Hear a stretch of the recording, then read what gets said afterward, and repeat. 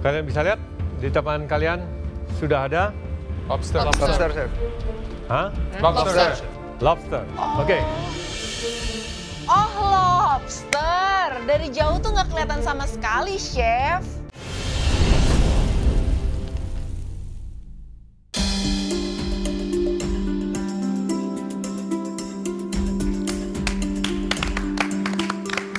Dalam galeri ada lobster.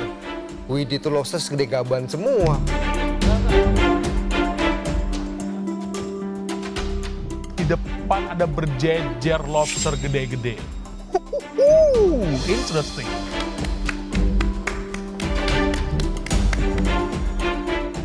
Waduh, masuk ke galeri lihat lobster gede banget. Aku sih lumayan deg-degan, nggak pernah ngolah lobster sebelumnya.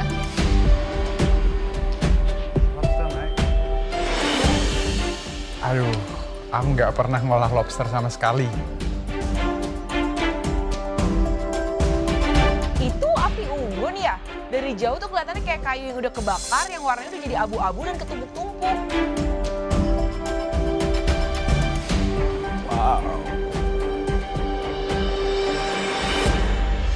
Welcome back to Gallery MasterChef ya. Kalian ini sekarang masuk ke challenge kedua. Tentunya Arsyan sudah menang. Langsung naik ke atas, tidak perlu berkompetisi untuk challenge kali ini. Ya. Lihat Arsyan nggak masak lagi. Ya udahlah, nggak apa-apa. Hitung-hitung latihan di bawah untuk masak lebih better daripada Arsyan. Ini sudah top 7. Tinggal kalian berenam sekarang yang harus berkompetisi.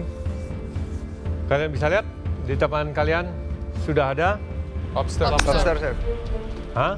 Lobster. Lobster. Oke.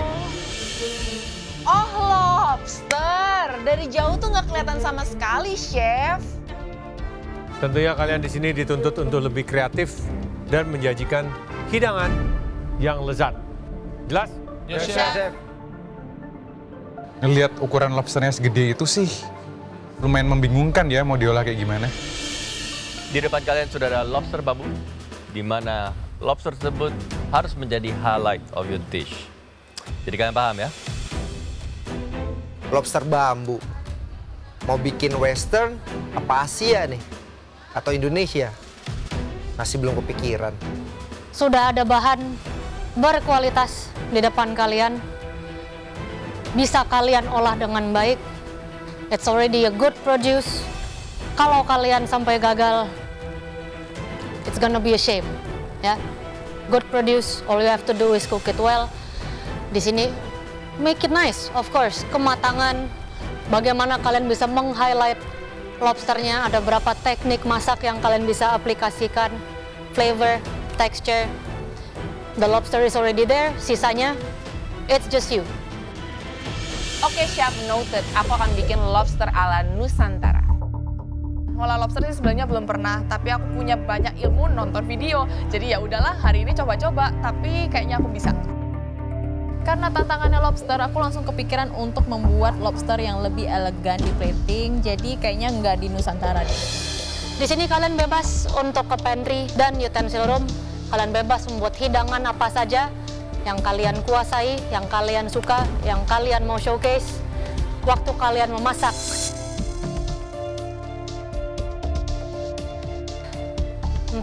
menit. Tapi kalau dalam 45 menit ngolah lobster yang aku belum pernah olah sebelumnya, sedikit ragu sih. Dimulai dari sekarang. Lobster menjadi bahan utama yang harus diolah oleh para kontestan di tantangan kedua ini. Aku langsung aja deh ngambil lobsternya saat peserta lain itu sibuk sendiri untuk belanja di pantry. Ya udah, aku pilih lobster yang paling gede. Lobster kali ini aku masak ala-ala asap Samarinda. Jadi basically itu cuma bumbu merah, tambahin kecap asin, saus tiram, dan kecap manis yang cukup banyak.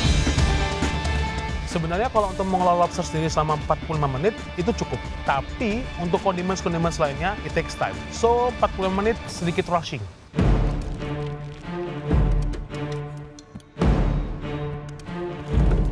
Jadi konsep dari lobster aku ini, aku pengen pensir tailnya, terus aku gunain canggangnya untuk saus bisque, dan juga aku kasih saute vegetable sama apple salad. Dari lobsternya sih kelihatan fresh banget dan nggak ada bau amis. Jadi aku yakin kalau misalnya hari ini aku masak dengan benar, kayaknya rasanya pasti enak. Well, aku deg-degan pas lihat hari ini seafood lagi tantangannya dan pertama kali ngolah lobster. Sebelumnya aku belum pernah. Hari ini tantangan aku di waktu sih karena cuma ada 45 menit untuk ngolah lobsternya. Hopefully semua komponen tereksekusi dengan baik dan juga ini kan udah top 7. Jadi I try my best buat bikin hidangan yang nggak boring.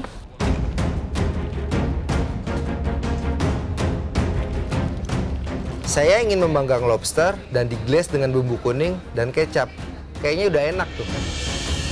Aku sempat diam beberapa menit di meja aku karena aku bingung lobster ini konsepnya mau dibawa kemana. Menurut aku masak lobster itu kayak masak udang ya. Nggak boleh terlalu lama soalnya nanti rubbery.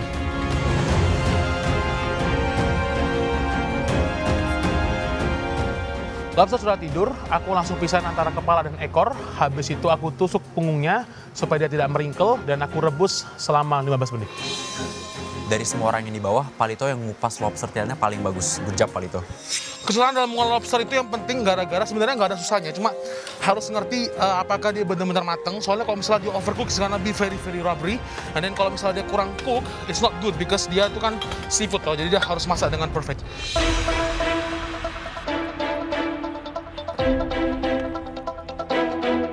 Setelah aku nyoba buat motong lobster, ternyata nggak gitu susah sih. Dari semua orang yang di bawah, cuman Victor yang nggak di-boil dulu lobster tailnya. Dia coba ngupasnya mentah-mentah, pasti nggak bakal bagus itu hasilnya. Aku menggunakan semua bagian dari lobster karena sisa-sisanya itu bisa digunakan untuk saus bisnya.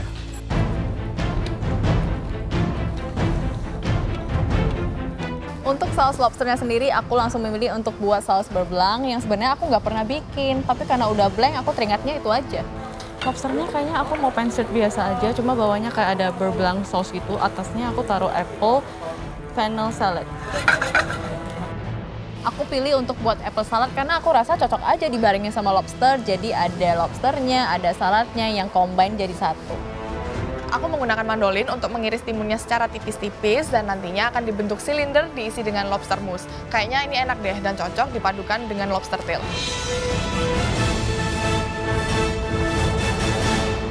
Okay, lobster. Spiny lobster ya. Yeah, it's so many ways to cook it. Yep.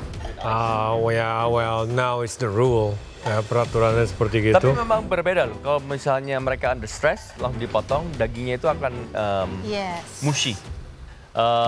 Maka dari itu lebih baik ditaruh di es. Tapi nggak semua lobster, karena kan ada yang air dingin, right? Atlantic, ini Canadian, yang warm water ya? This warm water ya. Jadi kalau misalnya yang di cold water, Canadian lobster, Maine lobster, itu harus langsung potong. Oke, well, so many things yang bisa dilakukan, mau dibawa ke arah mana aja, mau Asian, Indonesia, Western, European, bisa jadi apa aja ya. Dan juga they have to be careful karena itu spiny lobster banyak spine-nya juga. Yes. Gimana kalau misalnya when they move atau enggak, nanti mereka bisa terluka.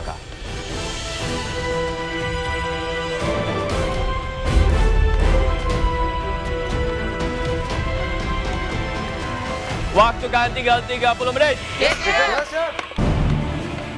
Waktu tinggal 30 menit, aku langsung fokus buat potong sayur dan juga ngolah sayurnya.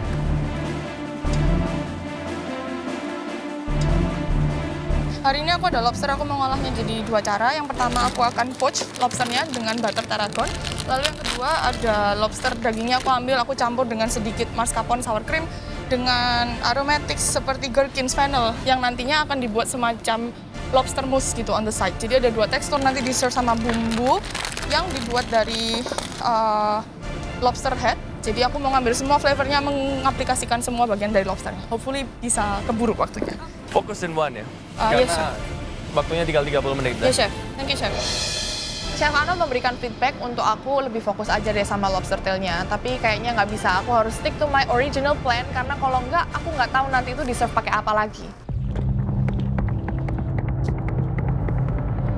Aku pengen membuat mashed potato yang nanti dimasukin ke dalam potato souffle. Jadi ada crunchy dan juga smooth waktu dimakan bersamaan. Lobster lagi di poach and takes time about, dari ukurannya sih sekitar 10 to 15 minutes. Habis itu sekarang ini lagi buat potato souffle.